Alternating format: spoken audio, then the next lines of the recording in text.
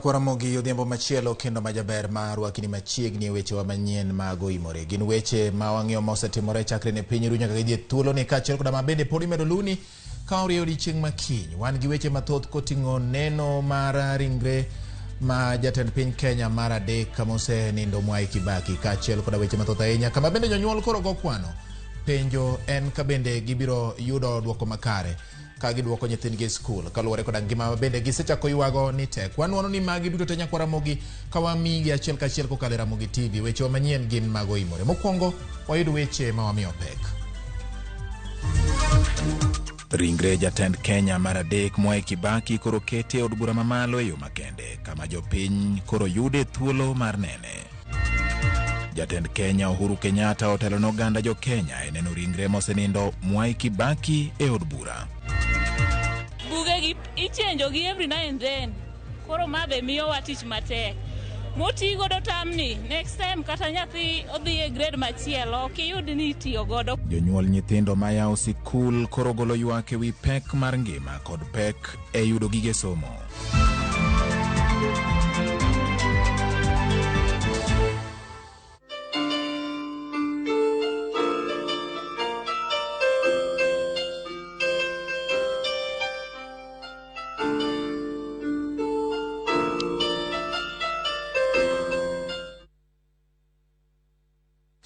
Arwakni machiegni mar yudo weche manyien adimba kokalo e Ramogi TV. Nyinga en George Bati. Kuom thuolo ni duto jaloko marwa dhi bedo Winnie Adoyo. Bende pari nyalo tudri kodwa kokalo namba mare SMS ma en 236000 kata bende nyalo neno achiel kachiel e Facebook mar Ramogi TV Kenya kama bende wakelo ni weche manyien gi achiel kachiel kama intiere. Ka wachako twang'iyo mago motende koda wacha mar kuyo mabendo mako piny Kenya kalure gi tho mar manen ker mar adek mar piny Kenya kada jatend piny Kenya mar adek Emilio Mwai Kibaki. Jatend piny Kenya mar adek mosenindo Mwai Kibaki kawuono no chako wuoth mare mogik ma igoyo ne oriti gi Jokenya. Jatend piny Uhuru Kenyatta ne otelo ne Jokenya mamoko e chenro mar neno ringre mosenindo Mwai Kibaki e od bura mamalo kama okete kendo dhi riyo e kuom ndalo adek. Sa achiel okinyi ringre mane jatenda piny Kenya mar adek Mwai Kibaki nomol achiel kachiel koya e kar kano ringre jomotho mali nyaka e od bura ma pachoka. Bang' seche moko bura, jatend piny Kenya Uhuru Kenyatta nomol achiel kachiel kawuok e kar jot mare kendo chopo e od bura mondo mi ne otel ne Jokenya e neno ringre mosenindo Mwai Kibaki. My father was that to me, he was just my father. But it is obvious by looking at all these people, all the people paying their respects inside there, that he meant a lot to millions and millions of Kenyans. And these were men who were larger than life. No, they were not just ordinary people. So he was also a father, but he was also a huge presence in my life. I don't think it has really even hit me that he is really gone. Jotelo mopogore ma pachoka no yore od bura mar neno ringre jatend piny Kenya no kama ne gipare manene ka bende gipuoyo telo makare mane jatend piny Kenya machon no chiwo ne piny Kenya. He is the best president this country has ever had. One of the very few presidents that the whole continent has ever had. Inen jatelo moro ma ok nyon tiji ahinya matiyo ga goko ga thero tach. Koro osenindo sewewa jotelo modong onengo bende koro ong'iyani mfano mar Kibaki. Akwayo ni mondo Kenya kata jogo ng'ama biro bedo president ma next o follow the trend mane Mwai Kibaki oweyo. Mano be momiyo ana paro ni Raila to nyalo timo gino maber mokadho. Seche makoro bende oganda Jokenya ywago pek mar ngima ahinya to yor uchumi ma pachoka. Jotelo go no paro Mwai Kibaki kaka jatelo mano kudho moya manyien ne uchumi mar piny Kenya. President Kibaki ametuonyesha ya kwamba the president bears the last responsibility of the fortunes of an economy and of a country. President Kibaki ni bid life president. Kenya dine koro bedo first world nikech en ng'ama ne ng'iyo wach uchumi kendo miyo chumi marwa sani ne wadhi okang' mamalo. Oganda Jokenya bende nowuok oko mar chopo neno ringre jatend pinyno ka thoth gi nopuoyo ahinya kitelo mane Mwai Kibaki ochiwo n'oganda Jokenya. Magi mana moko kuom jopiny mano chopo e od bura ma pachoka mondo mi ochuo wang'gi e dend mano osenindo Mwai Kibaki. Ka bende achiel kuom weche mag Ywago en wacho chuny ma pachoka bende koro miyo piny Kenya nigi pek miwuoro. Joey Rateo gi bichamo emari to gimodon to kirikige. Ene kirmo tiyo maber ka giriwore kaachiel gi wuodwa ma Raila Amolo Odinga. Jowate otim gima ne Kibaki otimo mar kelo kwe Kenya ka, kikigo wadu gi rungu, kikineg wadu, kikiwang' od wadu. Kibaki oting'e economy malo in ilowe piny. Chakre kawuono, oganda Jokenya koro niko thuolo mar neno ringre jatend piny Kenya machon no kuom ndalo adek eka bang'e ikne ibiro tim e dala ne Manothaya e kaunti ma Nyeri. Jowi! Lydia Okeyo, Ramogi TV, Nairobi.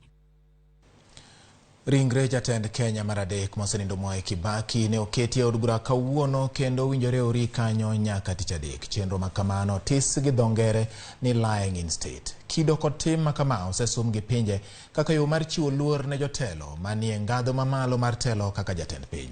Chenro makama sigande chalo nade? Lying in state. Kata keto ayanga ringre jal ma onindo mondo jopiny ochiwne luor mogik. Itimone jotelo ma osebede lemo mamalo mag telo kaka jatend piny. Kendo ringre iketo kama oyiedhi mar piny owacho machalo kaka od bura mamalo mondo miye luor mogik gi jotelo kod jopiny. Inyalo gol ringre oko kata inyalo kete i sanduk to jopiny nene. Chakruok mare en piny Amerika. E higa mar 1982 e piny Amerika, seneta mar gweng' ma Kentucky Henry Clay emano bedo jatelo mokwongo manoket ringre ayanga e od bura mar pinyno ma idendo ni Capitol. Ka jatend piny mokwongo manoket ringre ayanga mondo jopiny kod jotelo chiwne luor mogik en mane en jatend piny Amerika mar 16 Abraham Lincoln, bang' nek mare tarik 15 dwe mar Ang'wen higa 1865.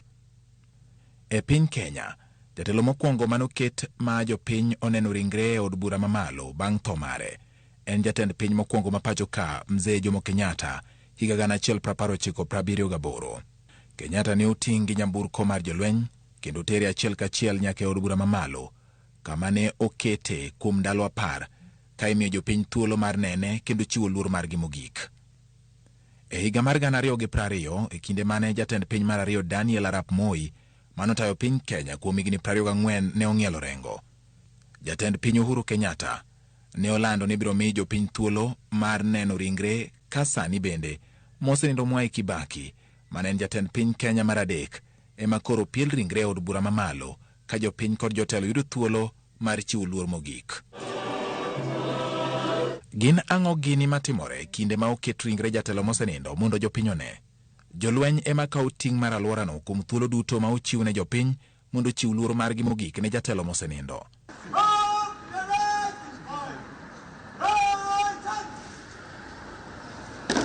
Jatend piny manie loch gi thuolono ema yawo ayanga neno mar jatelo mosenindo. Ringre jatelono itero kendo iomo gi nyamburko mar jolweny ka sanduk mare oum gi bandera mar piny.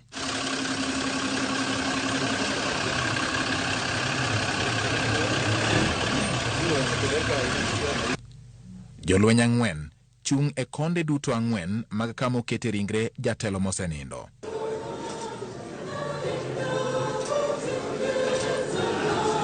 Oganda Jokenya biro yudo thuolo mar neno ringre Kibaki nyaka chieng' tich adek jumani, motelo ne ik mare ngeso tarik 30 dweni e dalane Manothaya manitie kaunti ma Nyeri.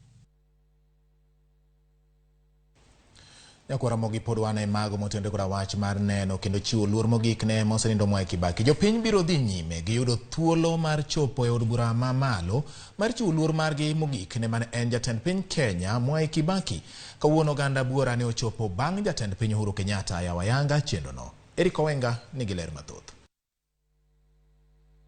Bang' jatend piny Uhuru gi lange chopo e od bura gokinyi saa 4 e nyasi mar chiwo luor mogik ne ringre mosenindo Mwai Kibaki, oganda Jokenya nochako molo bang'e. Kendo arita kwe noridi mokalo ka ng'ata ng'ata ne inono kendo igo peksen malong'o.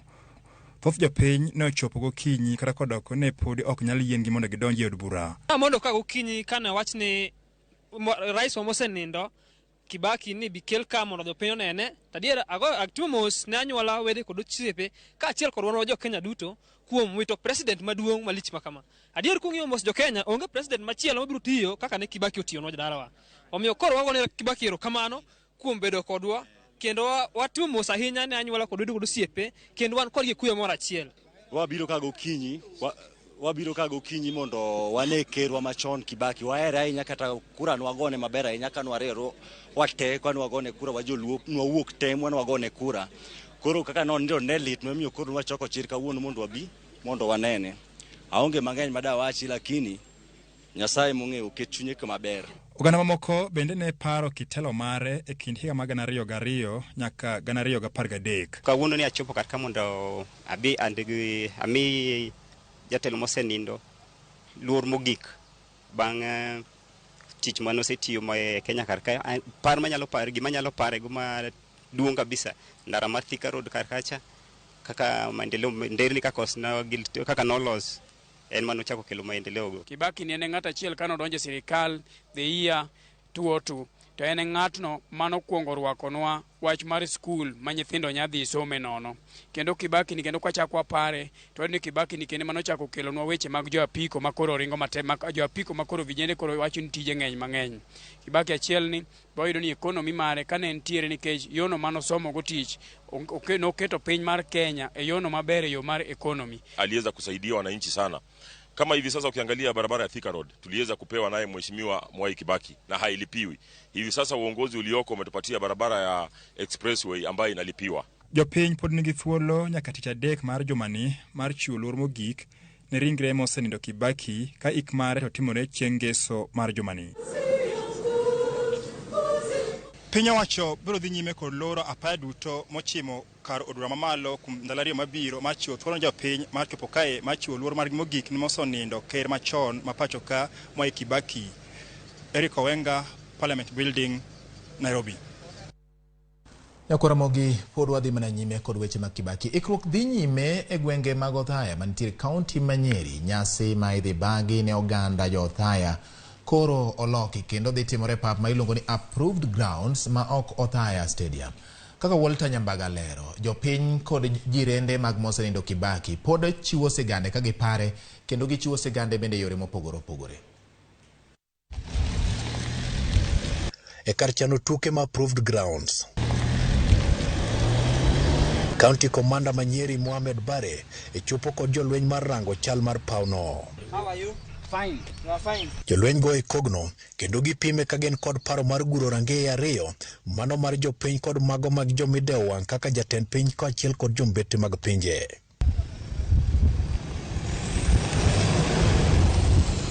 Kaluwore kod thoth mar oganda kod jodito ma igeno ni biro chopo ik Mwai Kibaki, kamiti machano chenro no koro loko kar bago nyasino kowuok Othaya Stadium ka ibiro mana ti kode kar piyo mar kalapapla mag jolweny kod welo mamoko.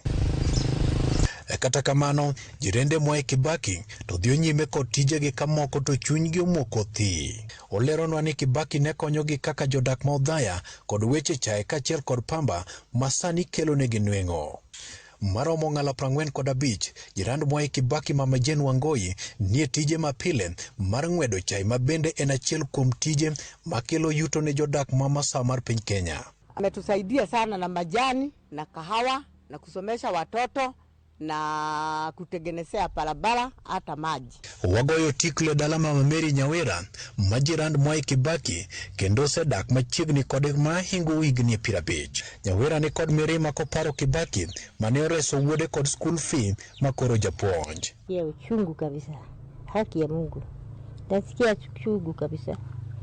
Kwa maana mambo ile aliwekea watu wote ni wengi. Jodak wacho ni gombo biro yudo thuolo mar neno ringre Mwai Kibaki ma ok oketnegi ageng'a. Kupenda watu kabisa. Na mimi napenda yeye.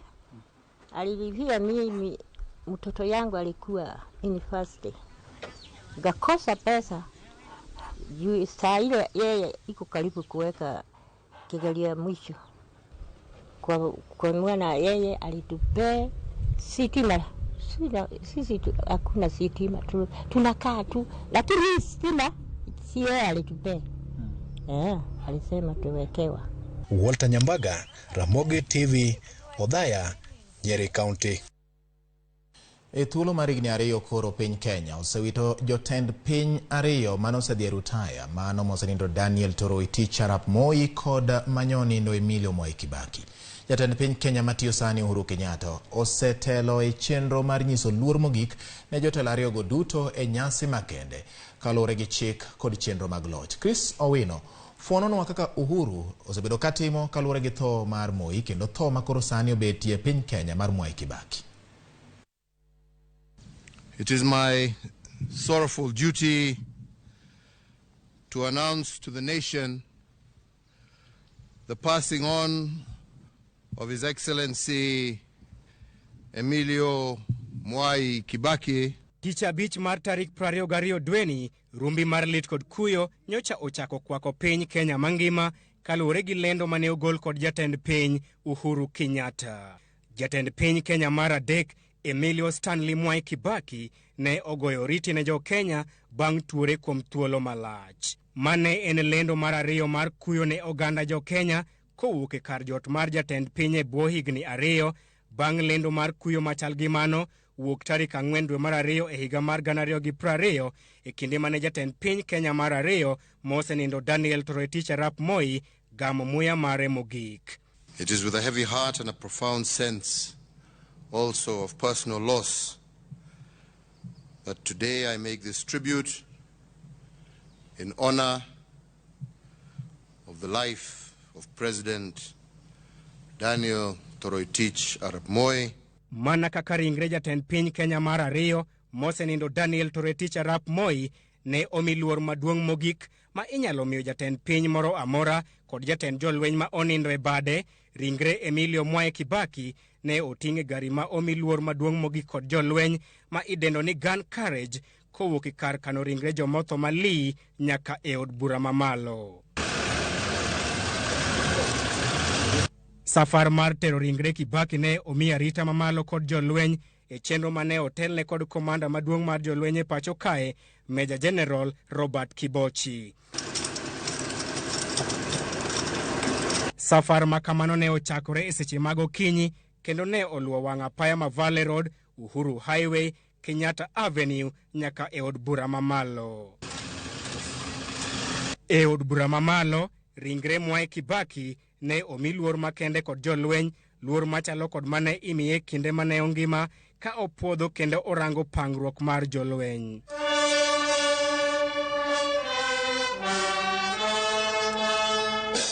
Ma ema ne omiyo jatend piny Kenya Uhuru Kenyatta ne ok opuodho kendo rango pangruok mar jolweny kaka pile, matimore nikech Mwai Kibaki ne en wendo modhialo odiochieng' ma kawuono mana kaka ne otim ne Daniel Moi.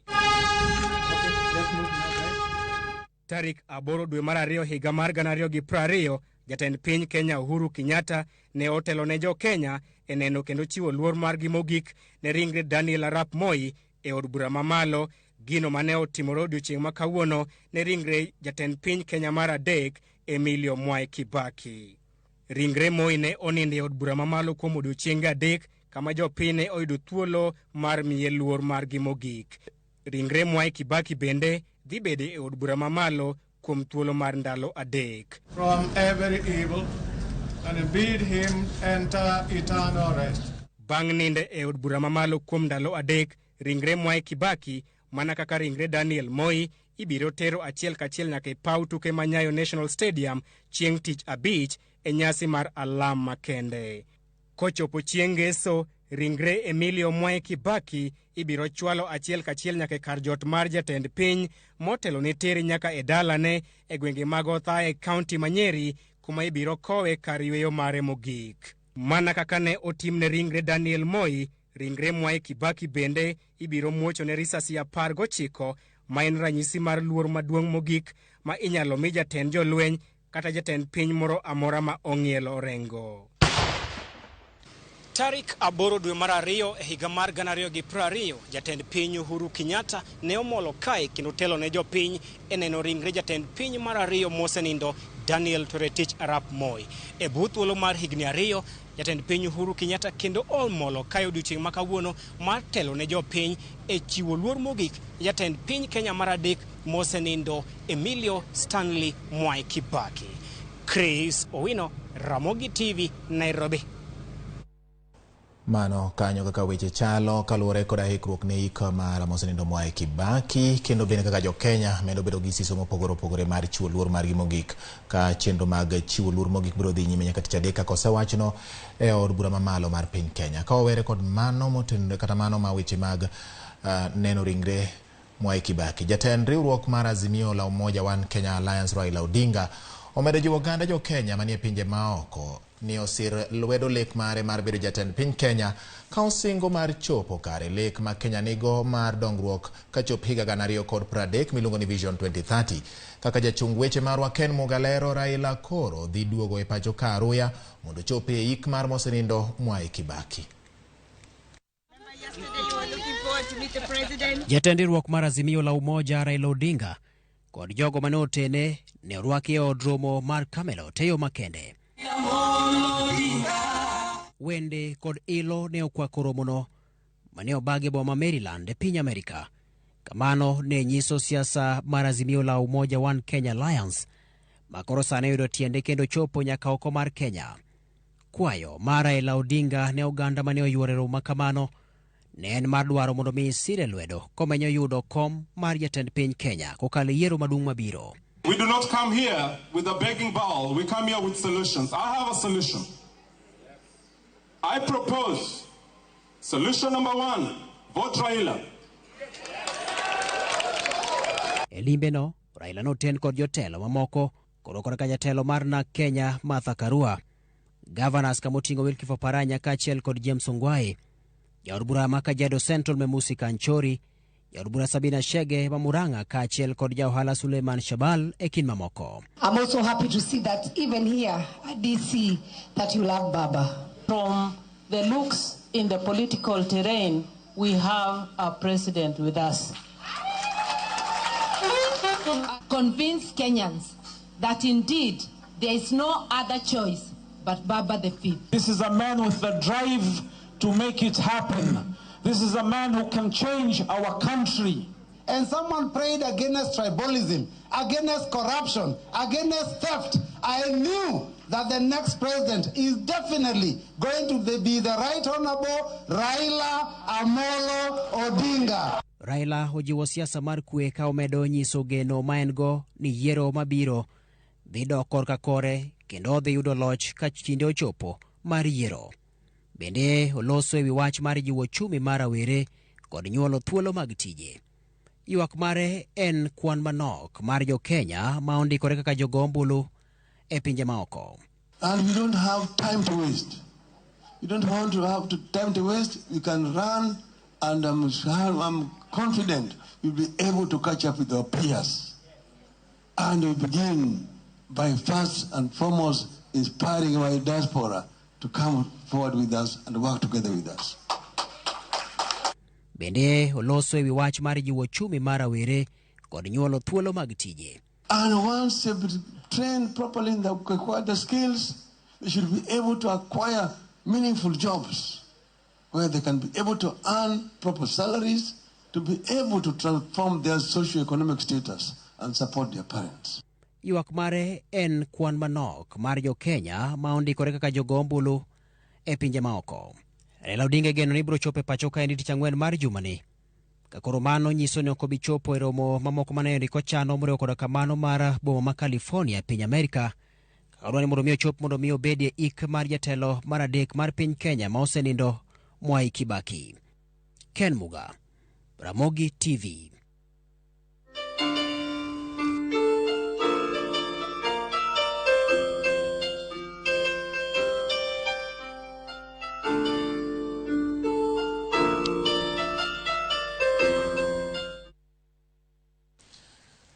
Ramogi bang' Ken Mugago lowa e piny Amerika, kama bende Raila Odinga nitiere limbe mare kuno. Konyiswa ni Raila koro dhi ng'uko machuok limbe mare e piny mar Amerika kendo duogo e pacho ka motelo ne iko mar mosenindo Mwai Kibaki.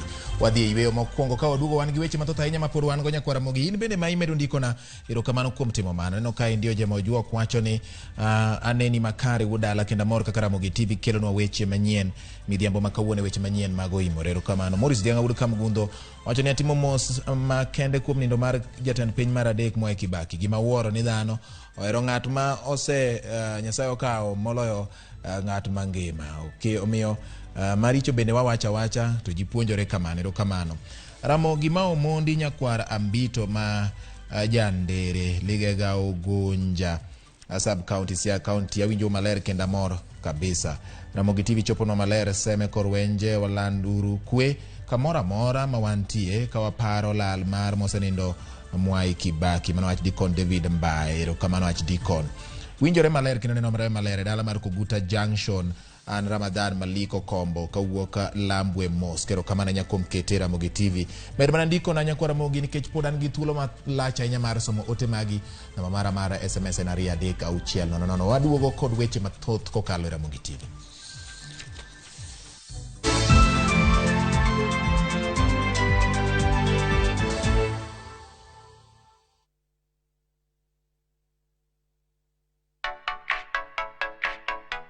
Ka idwaro yiero ngwacho, many ngwacho motegno kendo mochwiny. Kik ibed gi rangi maricho kendo kik iyier ngwacho mosebarore.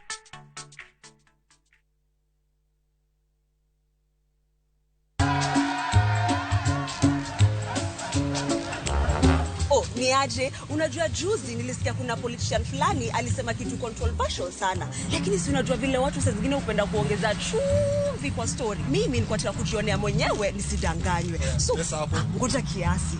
Yes. Sasa mimi sikungoja kuambiwa. Nilipata the full story hapa kwa simu yangu kupitia app ya Citizen Digital. Hata wewe unaweza pata hii app pia. Unataka nikuoneshe? Stay informed on all the news and events as they happen across the country, the continent, and the world at large. Download Citizen Digital, Kenya's #1 news app.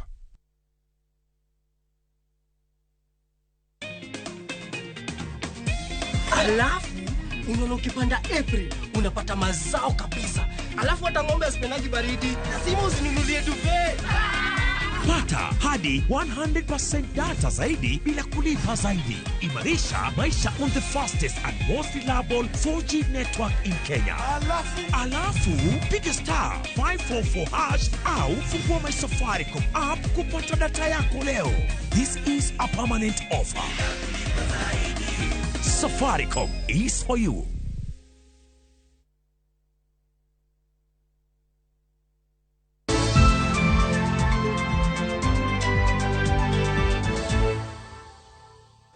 Erokamano nyakwa Ramogi kuom medo kete Ramogi TV weche wa manyien mago imre wuok tich makawuono. Wadhi nyime kendo koro wang'iyo weche motenore kod ngima oganda wa. E kinde ma piny mangima hingo odiechieng' maduong' mar kedo kod tuo mar malaria. Migawo mar thieth onyiso mor ewi okenge ma osego e duoko chien landruok mar tuo mar malaria. Ripota mar Judith Mondi kod ler mathoth. Tiyo kod yo manyasani e kedo kod landruok mar tuo mar malaria. E thoro wach miwuoye higani e kinde ma piny mangima hingo e odiechieng' maduong' mar kedo kod tuo mar malaria. E nyasi mane obagi e boma ma Kakamega, jalup jatend migawo mar thieth Laktar Rashid Aman oyango ni landruok mar tuo mar malaria osedok piny kod atamalo 50 e pacho kae mangima. Gwenge mani alwora mar Nam Lolwe, malandruok mar tuo mar malaria ni malo mokalo, bende osegoyo okang' e lwenj kedo kod tuono. Gisani landruok mar malaria e gwenge go makaluo ochung'ie atamalo 19. The malaria burden has actually reduced. And as has been mentioned by previous speakers, we have reduced it by 50% since over the last 10 years.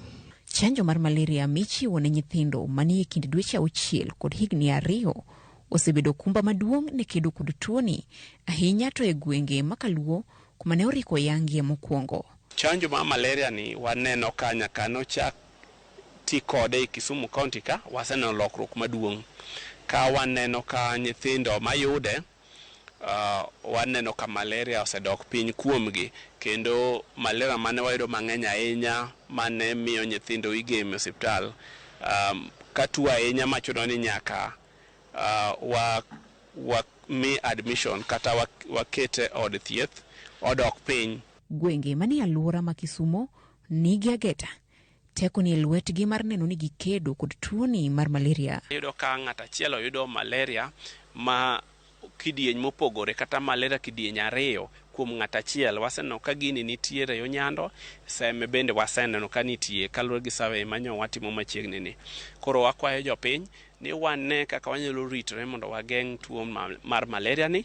Piny owacho osingo chwalo chenro mar chiwo chanjo mar malaria ne nyithindo e counties mamoko mopogore gi Makaluo kapok ochopo dwe mar 6 higani. The Ministry of Health will scale up the malaria vaccine to all sub-counties in Kakamega and in the malaria endemic lake region by June this year. Nyaka sani, maloyo chanjo 700,000 osechiw ne nyithindo e pachoka.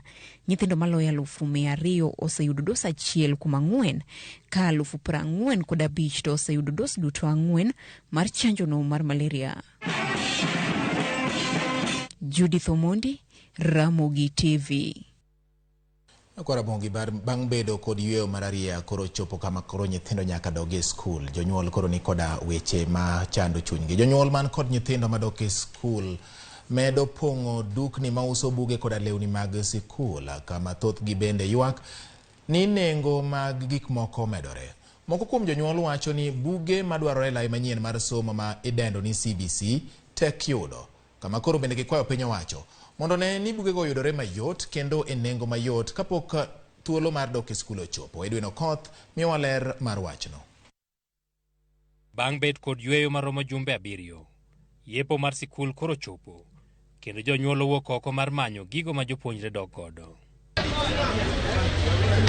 E boma ma Nairobi, lai mar nyiewo buge ne bor, kendo dukni ne opong' kata ka jonyuol ni kod ywak. I can see government has done so much in infrastructure, but also they have to do something about common mwananchi, because if the amount of money now produced is now more than 19,500 just for one child, and most of the items haven't bought.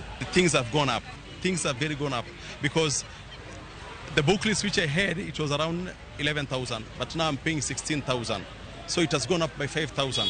En pek makoro giwacho ni ok ginyal weyo mok giting'o kaluwore kod dwaro mar neno ni nyithindegi oyudo ngima maber e ndalo mabiro. Unaweza ona vitabu ukiestimate pengine unafikia ni 3,000 4,000, kija kuangalia ni 7,000.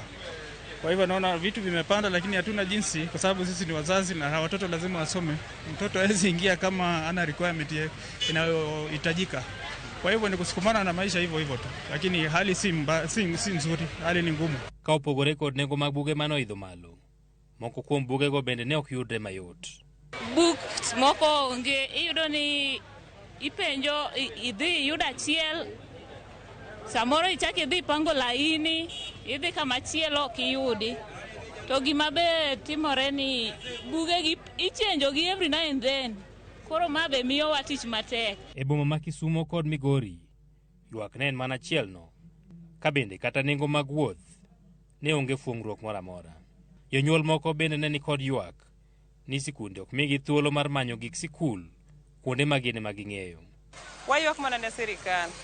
Ka ginyalo duokonwa bech gik moko chien, to nyalo bedo at least, nikech gik minyiewo nyalo worth school fees midhi chulo. Wang'iewo mogo, wang'iewo gik sikul, skunde morifaji kata janasari ong'isi mana kuming'iewe.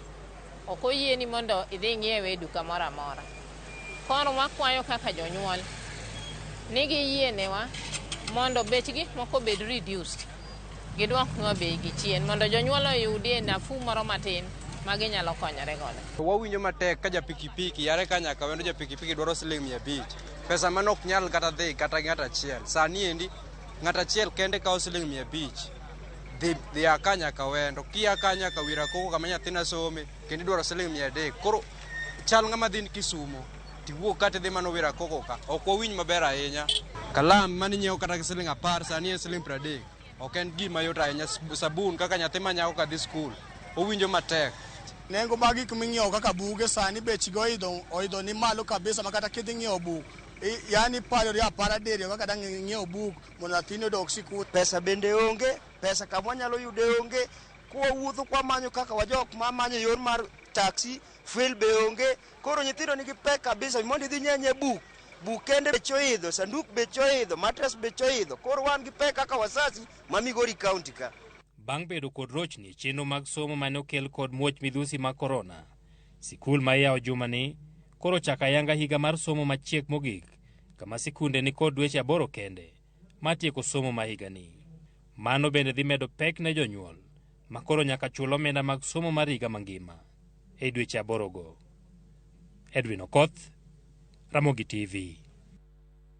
E kinde ma jonyuol goyo kwano kaka gidhi tero nyithindgi e skul, josiasa goyo kwano ka wang' orieyo tarik 9 dwe mar 8 mar higani. Mane en jawer Shadrack Okindo koro ni en achiel kuom joma dhi laro kom gavana ma Kisumu.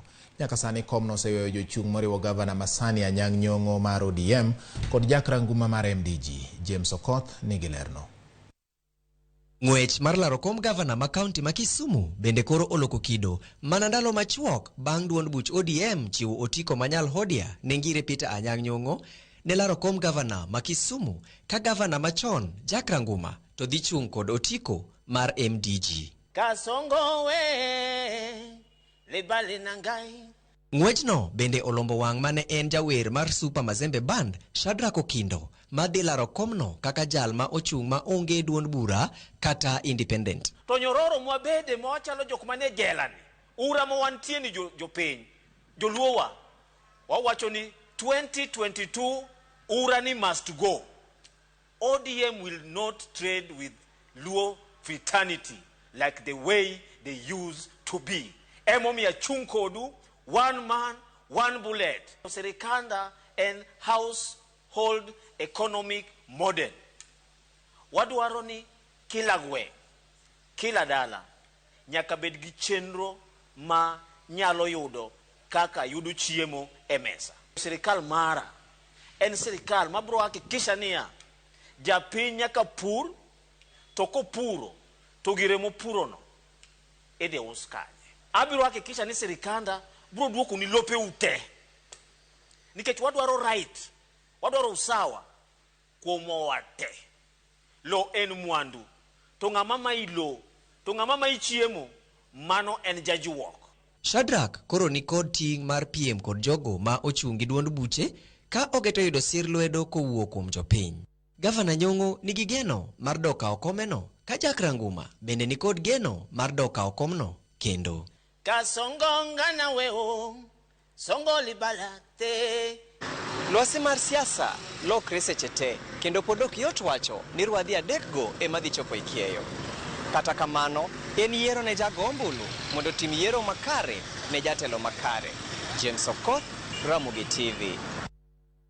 Wawuok dho wath ma Kisumu ka wang'iyo weche mag siasa Kisumu. To wadhi nyaka gwenge makadho Nam Chumbi. Moko kuom jokanyo manie duond bura mar ODM Mombasa ojiwo jolar kombe mane oyombi gi jowetegi e welo mokalo mondo joti kanyakla gi jogo manyocha ne oyombogi ma ok ringo dhi chung' kendgi ma onge duond buche ma osirogi. Jafombo marwa ma Mombasa Joja Oko nigi ler mathoth. Bang' bago kampen kendo wuotho ei Mombasa komanyo kom ward Majunda ei Kisauni Mombasa, nyadende Judith Odira ne gikone ogoyo bade piny kendo yie mar siro Juma Hassan mane oyombe welo mar duond buch ODM. E romo mane obago ei Junda, Judith ne ogwelo Juma Hassan mane osingo mar tiyogo kanyakla, gino mane Hassan opako kendo singo mar nywando manifesto mekgi duto mar gero ward Majunda. Bedo ni an gi manifesto maga manyocha na loso. Maga nyalo donje image nikech waduto wadwaro maendeleo Majunda. Wawacho kendo wariwo dhowa achiel gi jogi duto modonjo kagi ni onge tiende go chama lweny. Chama nonyisowa ni koloi to support ng'amoloi no mondo mi wager chama. Yeye ni kiongozi ambaye tulikuwa katika mchuano na amekubali matokeo. Na haya matokeo ameleta leo jamii ambazo zilikuwa zinazozana kifikra za kisiasa. Kwa hivyo leo tunasema hii shughuli ni shughuli mwafaka na shughuli muhimu imepatika na tunaiheshimu na tutaiwekea mizizi na tutaifanikisha na tutaiwekea maji na mbolea ili uhusiano wetu wa jamii za Junda ziwe mahali pamoja. En okang' mane opaki gi moko kuom jodak ma Junda kotelnegi kod Richard Obuya makoni en midhiero ni sani moko kuom jolar kombe moyombi gi jowetegi tok welo ringo dhi chung' kendgi gino mokoni kelo yomyom e duond buch ODM. Nikech wadwa chako siasa maduong' to wadwa chako siasa ma jomoko pod wacho no mawa jomoko mawa. Onge ng'amo ma gol ng'ata loyo gi yo mopogore opogore. Oloyo gi wiye, oloyo gi lwete, oloyo gi tiende. Omiyo wakwayo ni kaka wajodak ma Junda kae ibed kanye kata ibed kanye sani wawachni wachako wuoth mar ODM ma ok wabi weyo ODM kendo ng'ata manie Junda kae wan chama wa en ODM. Andaer mana nyiso ni jok mani oko godo mondo bi wariwre tim achiel wateruru ODM walanduru ideology mag baba mondo baba okaw telo. Na nawaambia wale wengine wenye walianguka wakubali matokeo jamani, tuwe kitu kimoja, yani ODM tuipatie ODM jina. Tukiwa hapa tunampatia baba akiwa juu. Nyaka sani moko kuom jolar kombe mayando yombi e welo mar duond buch ODM ne oringo dhi ochung' kendgi ka moko mane oyudo ka piem ne pek to ne joringo dhi e duond buche mamoko.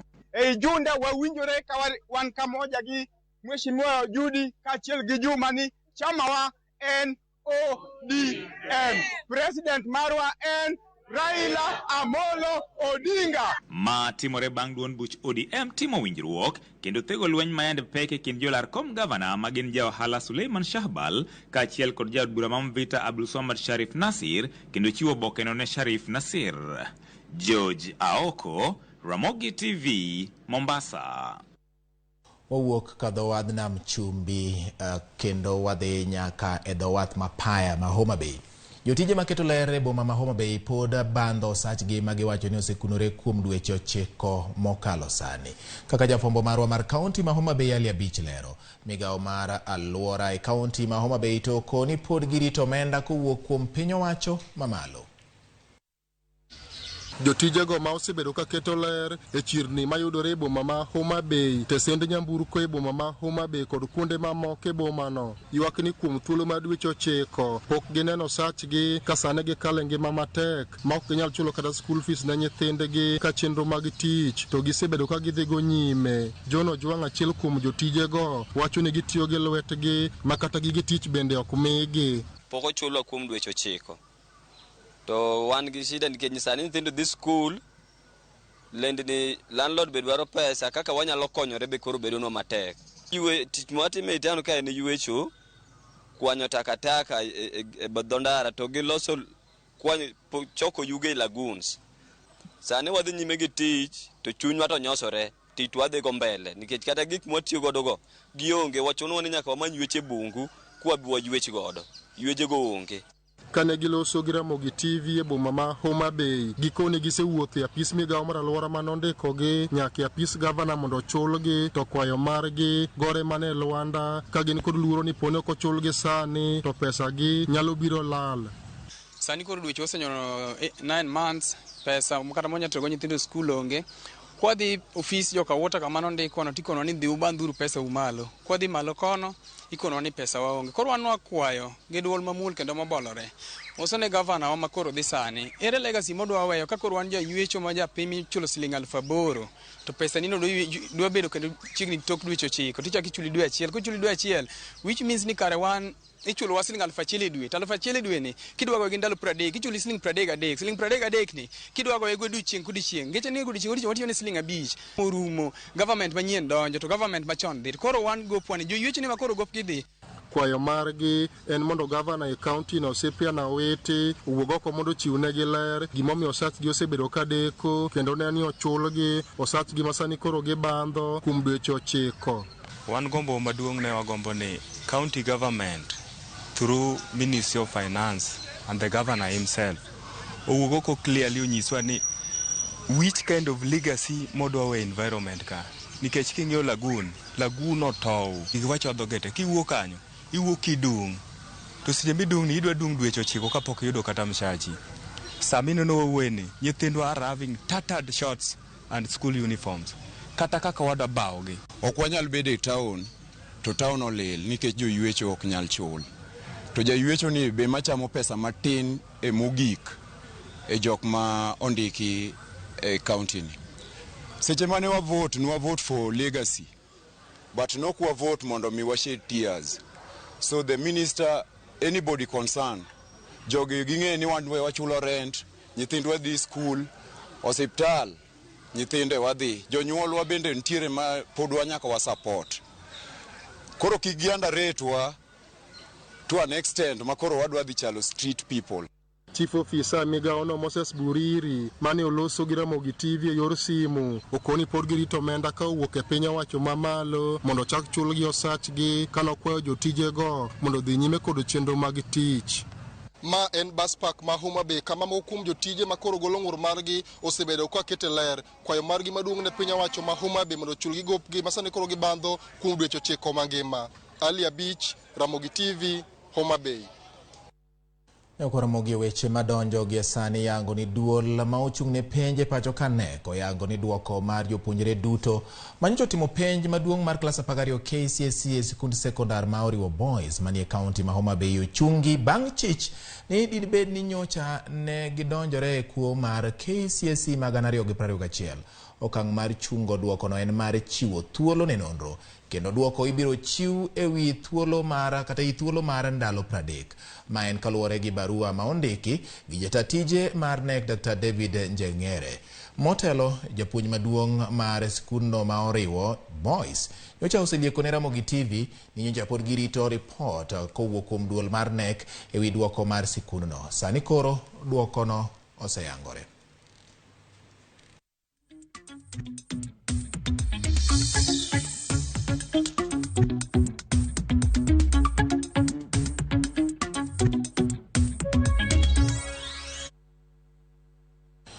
Ramogi wamedo dhi nyime koda weche manyien koro wadonjo e weche mag ohala. Kata odoko ni piny owacho ne osingo ni nok mar modhi ne dhi rumo e pacho kama chiegni ni. Kaunti ma Migori koro pod ywak nitie ni mar mauta mar petrol pod bedo matek yudo.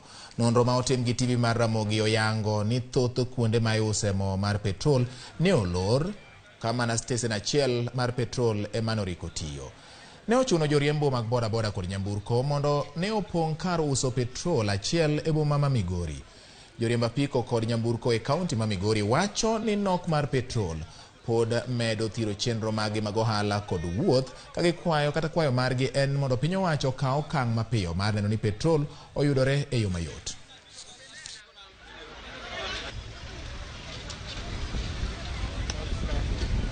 Koro chakre namba nyaka Awendo jogo biro teka onge fuel. Nonyiswa maber ni sirikal ni biro nyiso jogo mondo kelnwa fuel. Kata obedo ni bei oseidho sirikal wayie, lakini fuel yo onge. To wan wachiemo mana koluwore kod fuel ni emwayudo kaka waketi apike geche dhi mondo transport obed mayot. To sani koro fuel onge. Koro wapenjo sirikal ni to kare gin gitimo ang'o? Giwuondowa koso gitimo? Wakwayo sirikal ni time uru gimoro mondo fuel obinwa wasas sirikal. Tuchumi odhi malo, wathagore ka nyithi skul sani omoko kaka dhi skul onge. Koth chwe yudo ka koth chako chwe chon. Tich monego bed ni watiyo tich sa okinyi. Pesa wan go, fuel onge. Koro sirikal ongi kaka konyo e yor fuel Migori County. Fuel nego wa. Sani ata apiko ka ya Awendo nyaka Migori mar amanyo fuel. Chal ka gima mafuta to ikelo nyaka nyocha gi authorize ni mafuta onego bed dispatched kampuni madongo dongo mag petrol stations gi. Mak mana ni kosekele tichake use e sel ne kembe matindo tindo ningech gin ging'eyo ni ka gimedo nengo tidhi timruok nade idhi magi license. Koro jogi tero mafuta e kembe matindo tindo gi bei matek, wayudo mafuta gi 250 ma bende ok wanyal ningech sani endi mondo mi wanyal tero kestembe ok wanyal. Koro Ramogi jo Migori wacho ni pesa nitie to petrol maonge.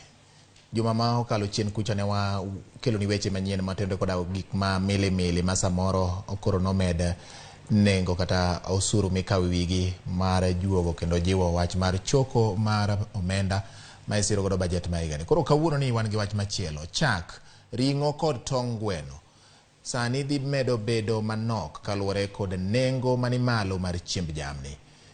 Ma e ywak ma ogol kod jopur ma sani koro medo weyo ohala no kaluwore koda nengo matek mag chiemb jamni.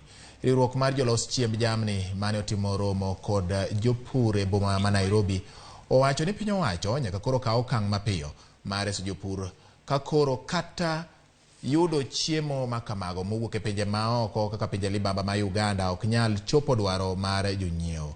Gimedo ni lwar mar pur makamano biro medo piny owacho lal ka oganda mathoth ok bi bet kod yore mag yuto, to oganda bende biro yudo tuoche kaluwore koda nok mag chiemo man koda ndhadhu mag del dwaro mondo gi makare mawuok kuom chiemo onogo. Cost of production for the milk in my farm, it costs 68 shillings to produce 1 liter. Whereas the market is only paying 40 to 45. So there is a gap of 20 shillings per liter. If you walk to the main supermarket, which is Naivas and the rest, you find in the shelves, they are empty. There is no milk. And if there is, it's just here and there.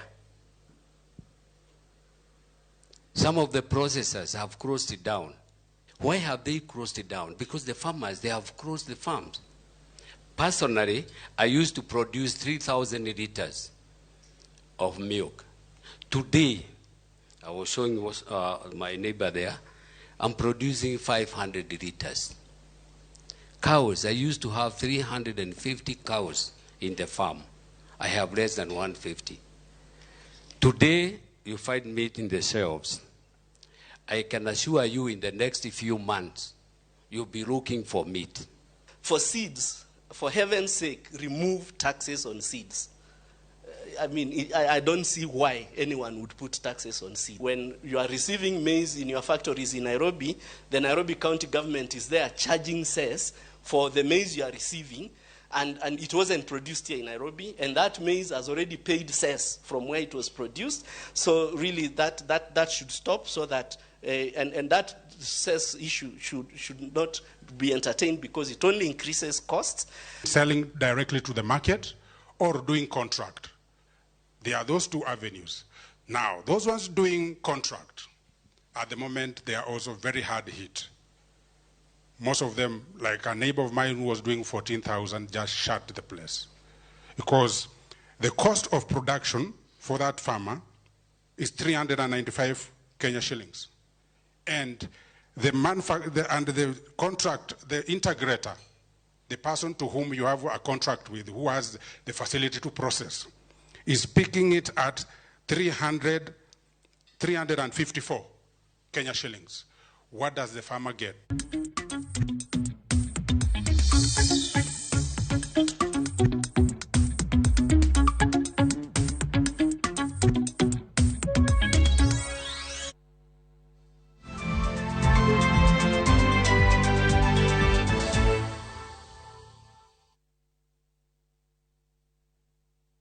This week's hot games on Shabiki.com. Play on your favorite teams at Shabiki.com for big winnings.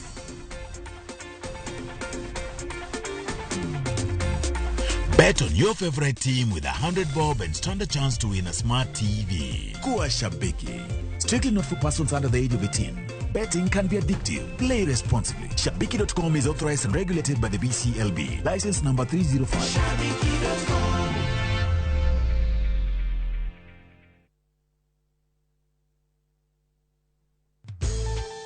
Introducing ViewPay Cashless. Making and receiving payments has never been this easy. Unaweza collect fare bila hassle ukitumia ViewPay Cashless till number. Pia unaweza receive payments directly kwa simu yako bila worries za reversal.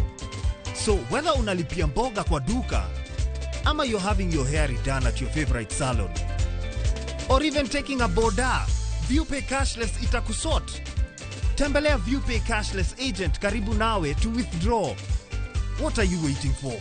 Usiwachwe nyuma. Dial *236# today to start using ViewPay Cashless.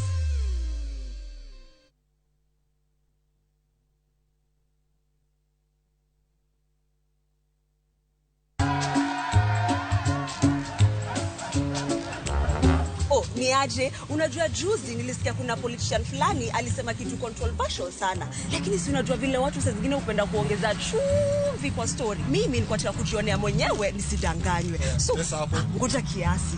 Yes. Sasa mimi sikungoja kuambiwa. Nilipata the full story hapa kwa simu yangu kupitia app ya Citizen Digital. Hata wewe unaweza pata hii app pia. Unataka nikuoneshe? Stay informed on all the news and events as they happen across the country, the continent, and the world at large. Download Citizen Digital, Kenya's #1 news app.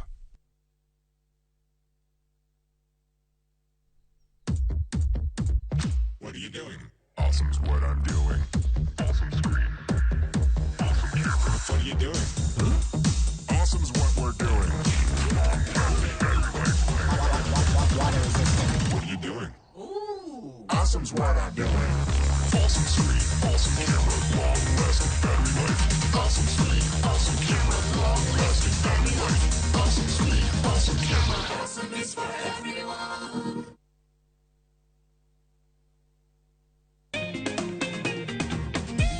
Alafu unaona ukipanda April unapata mazao kabisa. Alafu hata ng'ombe asipendaji baridi, lazima uzinunulie duvet. Pata hadi 100% data zaidi bila kulipa zaidi. Imarisha maisha on the fastest and most reliable 4G network in Kenya. Alafu piga star 544# au fungua my Safaricom app kupata data yako leo. This is a permanent offer. Safaricom is for you.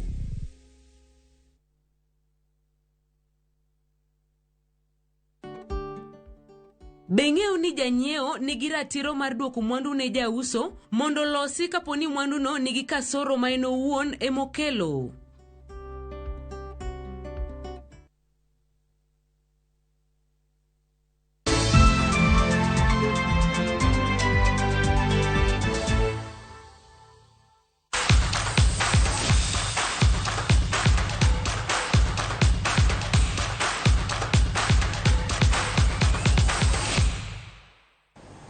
Machiegni nyakora mogo jonge wechewa mag tuke midhiambo makawuono. Nyinga en James Opondo. Tugo makare kowuok kuom tim mar Kenya Ports Authority e tielo mogik mag tuke okapu nomiyogi okombe mar tuke mag lig maduong' pacho ka bang' loyo tim mar Ulinzi points 80-61 lap manyayo Gymnasium. Ulinzi Warriors magin joloch higa mokalo nowuok chien tuke 2-1 kendo yudo loch odiochieng' manyoro ka ma notero tukegi e tielo mogik mar abich. Loch mar KPA odiochieng' makawuono koro kelo giko loch mar Warriors mosebedo joloch e higni mosekalo. Tim mar KPA noloyo e quarters 3 kendo ng'awo tugo e yorno mamalo ka mano miyo tim mar Warriors pek mar duogo e tugo. Jolweny go noyudo loch e quarter mar 4 kata kamano KPA noketo thuolo malach e kindgi kendo bedo joloch.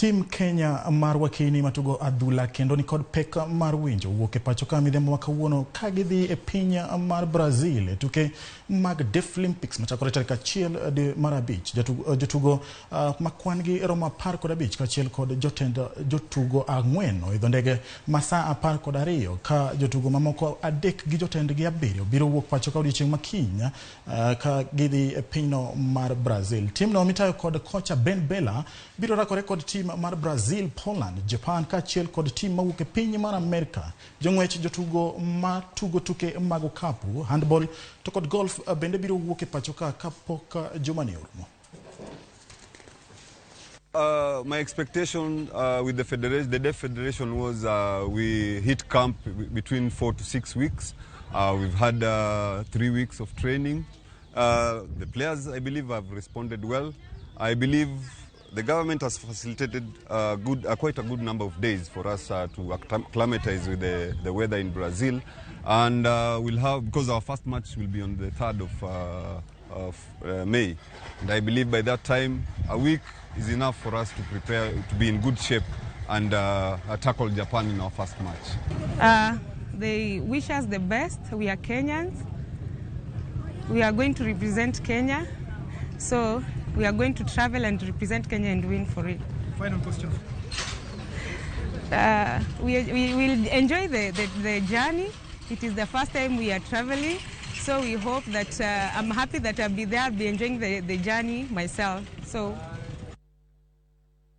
Nyadendi Angela Okutoi biro dhi e piny mar Italy kuma odhi timo e orako mar jumbe ariyo kokalo kuom siro mowuok kuom riwruok matayo tuke mag Abasidi ka madhi miye thuolo makare mar ikruok ne tuke mag French Open piny mar France. Okutoi mane otugo e tuke mag Australia Open chakruok mar higani oketo wang'e mar chopo e tielo mar nus finals mag French Open e kidieny mar tuke rowere. E kinde mokalo Okutoi oseyuoro e tuke mag Afrika pinje mag Morocco to kod Egypt koketo ikruok ne tuke tugo mar French Open. Riwruok matayo tuke Abasidi pachoka nobago chenro mar choko menda ne jatugono e alap ma Current Country Club mar konyo jatugono yuoro e tuke mag pinje maoko. Okutoi bende osenyiso hero mare mar yuoro e tuke mag Wimbledon kaachiel kod US Open giko higani.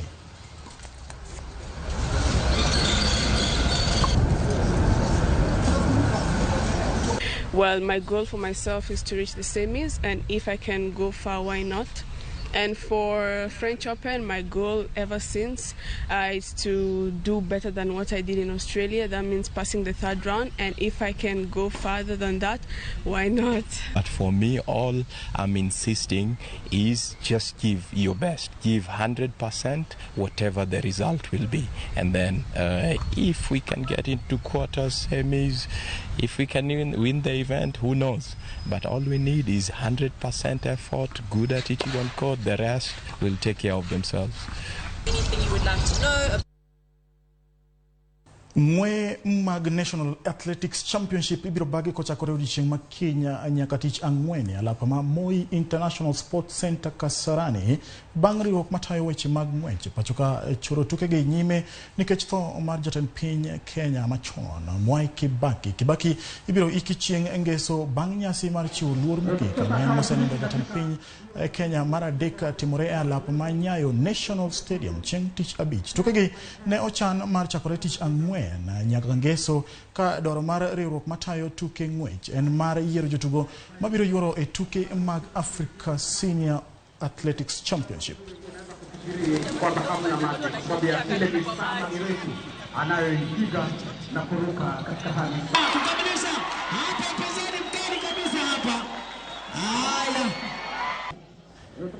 Tuke mag lig mar opira migwetho gi luth kata mong'ere ni hockey nodhi nyime e alap ma City Park e bure e Nairobi. Tim mar Butali noloyo tim mar mbalariany ma Strathmore gonde 2-1. Constant Wakura noloyo ne Butali gol mokwongo e dakika mar 11 kapok Barnabas Odhiambo medo ne Butali gol mar 2 e dakika mar 13. Jatugo Noel Lorma noyudo ne Strathmore gol mar yweyo pi wang' e dakika mar 59. Tugo machielo mane obagi e alap onogo Park Road Bagas noloyo Mombasa Sports Club gol 1-0.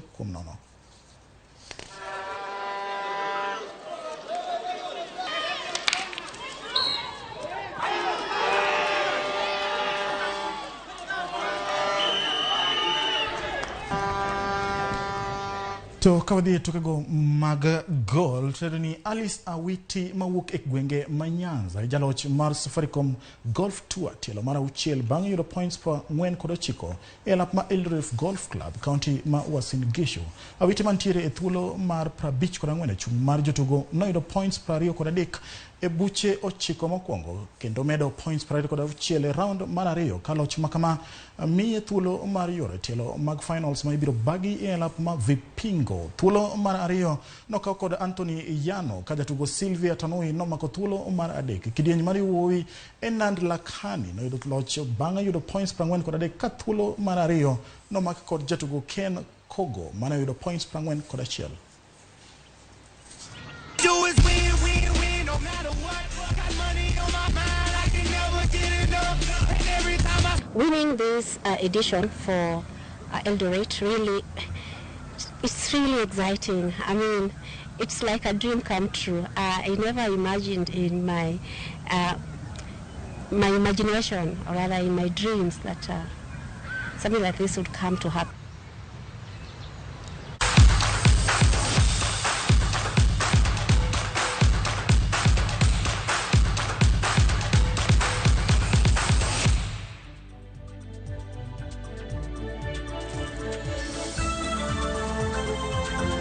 Nyakona magajwan kane mawagike kod weche mag tuke. Gino ni kawuono wami tuke modhuro nikech ng'eni ji osega mana keto pachgi e weche mag adhula. Wang'ani wadhi nyaka tuke mag gwetho gi luth. Iluongo ni hockey. Mano kana ndiko story no Ken Mugama nyisa ni mano tugo miluongo ni nikech adwa ndike ni hockey to nyisa ni keteni tugo mi e gwetho kod luth. Gwetho opera. Gwetho opera. Bekacha. Ninyisa ni tugo tuka basidi. Lakini mitimo kama. Mitimo kama. Ikwano. Ogondo. Ero kamano kuom kelona weche mag tuke mora ahinya nikech jothuro akoro ng'eyo ni tuke thoth. Giwiwa mana wigi kendo giyawo pachgi, giyawo wang'i ng'e ni nitie tuke mathoth ma anyalo timo. To kanyo bende wakwayo jotelo mabiro donjo bang' yiero ma dwe mar 8. Ni gimed gero pewe mag tuke. Nitiere pewe mathoth ahinya mochung' e gwenge makalu ma ok dhi rumo kapok ochopo dwe mar 8. Pap Masiaya, pap ma Homa Bay, Migori dala ukocha. Bende awinjo nitiere pap moro luongo ni Awendo Green Stadium. Gin pe monego beni ing'iyo to gin mana mag adhula kende. Bono nego beni wang'iyo ni to tuke moko machalo mag tennis kaka mag basidigo, tuke mag hockey, tuke mag ng'wech, gin tuke mopogore opogore. Rugby bende nitiere. Koro miyo wachiw thuolo ne nyithindo mondo bede tuke mopogore opogore. Ko en mana adhula kende manyalo miyo ngima mar ng'ato lokre. Erokamano nyakwara Ramogi kuom keto Ramogi TV e thuolo no duto tema wayudo weche manyien. Aneno ka Jakosegi Ochieng' wacho ni Ramogi okelonwa chenro maler kendo weche manyien bende odhi kodwa maber. Weche mag fuel to jiwnwa uru matek. Ochandowa kabisa wanyaka sani kata mana masara pod onge fuel. Erokamano. Lawi Masaga Soja wacho ni Ramogi TV neno maler. Mos kuom tho mar President Kibaki kendo kuyo ka Jokenya nigi kuyo makama wakwayo nigi chuny mar horruok. Erokamano ahinya. Anoka Reverend Rose ma wuok e gwenge mag Siaya kocha wacho ni Rose Otieno wacho ni oneno Ramogi TV yo makare kendo mora ahinya gi weche wa manyien. Weche manyien gibiro ne achiel kachiel kokalo Ramogi TV nyakwara Ramogi kata kapok watieko mondi nyakwar Ambito ma ja ndere ligega kocha nen bende neno Ramogi TV yo makare. Sa okemaro siri. Erokamano kuom keto Ramogi TV kuom thuolo no duto te. Un ma uyudo thuolo mar neno aduko ni erokamano. In ma samoro bende yudo thuolo mar ndiko to okwai chopo mar somo ote mari odiochieng' makiny be pod mano odiochieng' kik chunyi tho nikech mae odwa kar go mbaka wa kar twak marwa bende kae ma wapore wach ka wang'iyo dongruok marwa kaka oganda. Nyinga en George Bati kuom thuolo ni duto jaloko marwa obedo Winnie Adoyo. Erokamano kendo pod gi pak ne Ken Muga ma en jadhi ng'weche magwa kaachiel koda Yama bende oneno ni pichni gi ochopo ni yo makare kama oting'o Eric Ouda kaachiel koda Kevin Okoth manowuok gi Makala. To koda Bob Singo Wafula ya duto mabende nitiere ko winjo kanyo to winjo ka chunye medo bedo gi mor ahinya. Yawa duto manitiere kar ng'iyo ni weche gi ochopo ni yo makare nyakwara Ramogi miluongo ni gallery kaachiel koda joma bende omenyowa kae ndigi tipo mar mondo mi wabed ni ka warieny kendo wanyilni dho wapamore to iwinjo weche gi kabiro ni achiel kachiel nyaka kama inene TV mari mar Ramogi. Erokamano kuom chiko iti kendo keto wang'i Ramogi TV. Erokamano George Bati, erokamano nyakwara Ramogi kuom bedo kodwa. Kiny bende en mana odiochieng' en maber mwakoyo no otieno ni kendo wawacho ni ibed kod otieno makare. Nyinga en James Opondo yo makatwenga poch gi pak iluonga ni Daddy.